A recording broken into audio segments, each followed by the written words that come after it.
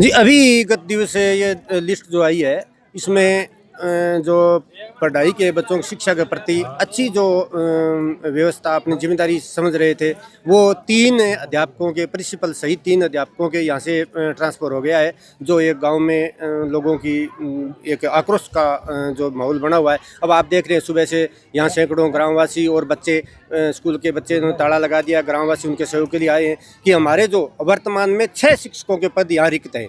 तो हमारी यहाँ के संबंधित अधिकारियों से, शिक्षा विभाग से और जनप्रतिनिधियों से ये मांग है कि जो रिक्त पद हैं वो तुरंत भरे जाएं और जो हमारे यहाँ से ट्रांसफ़र होके गए हैं उनके मतलब कार्यकाल में शिक्षा का सत्र है बहुत बढ़िया अच्छा रहा 6-7 सालों में।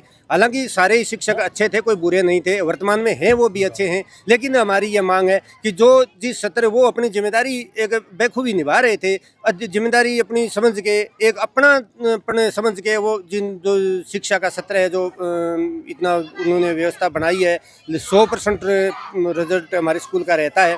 तो हमारी यही मांग है कि उसी स्तर के अध्यापक यहाँ वापस से लगाए जाएं और जो रिक्त पद हैं, वर्तमान में 6 पद शिक्षकों के यहाँ रिक्त हैं, वो जल्दी से जल्दी तुरंत भरे जाएं। यही हमारी मांग है। जिक्र किया उसी सत्र के मतलब उसी सत्र का मतलब है, आप ये मान सकते हैं भी जो योग्य शिक्षक है वो बिल्कुल बिल्कुल, जैसा कि हालांकि सारे ही अपने तरफ से सारे मतलब कि एक कोशिश करते हैं, लेकिन कुछ एक सोच का, एक काम करने का अनुभव का फर्क होता है। तो हमारे ये कहना है कि जो अनुभवी हैं, जो अपनी जिम्मेदारी को बढ़िया तरीके से संभालते हैं और जो नेतृत्व करके एक सबको एक मतलब सूत्र में एक कड़ी में पिरोए रखते हैं सारे मतलब जो हालांकि एक से स्कूल नहीं चलता है, एक शिक्षक से पूरा कोई मतलब क्या नहीं सुधरता है, सभी एक कड़ी के रूप में काम करते जब होता है, लेकिन नेतृत्व करने वाला एक सक्षम आदमी चाहिए। तो हमारी ये मांग है कि जिस सत्र पे शिक्षा इस स्कूल के शिक्षा को और यहाँ की व्यवस्था को रामजी लाल जी ने पहुंचाया है, उसी सत्र का हमारे को यह नेतृत्व करने वाला प्रधानाध्यापक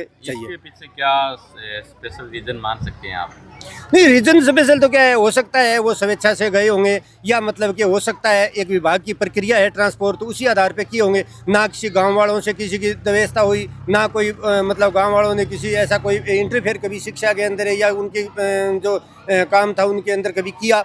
और ना ही हम ऐसा ये मानते कि राजनीतिक कोई व्यवस्था रही हो या किसी से रंजिश वश करवाया हो, क्योंकि ना कोई किसी का बच्चों के साथ कोई दुश्मनी है, ना उन अध्यापकों के साथ किसी का व्यक्तिगत कोई ऐसा कोई बात थी। तो हमारे और तो सुनने में नहीं आई है, उसका एक प्रक्रिया के आधार पर हुआ होगा। क्या इनके अलावा और भी शिक्षकों की कमी है?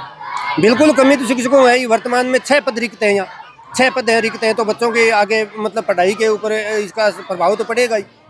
जो बच्चों मतलब कि यहाँ पढ़ाई का स्तर जो हमारे 100% रिजल्ट रहता था स्कूल का, उस पर हमें लगता है कि हो सकता है ये वर्तमान में स्टाफ है या और जिम्मेदारी संभाले वो इससे भी बेहतर करे, लेकिन लोगों की ये मतलब कि वो मांग है कि हमें उसी स्तर की व्यवस्था चाहिए जो पीछे 8-10 सालों में रही है।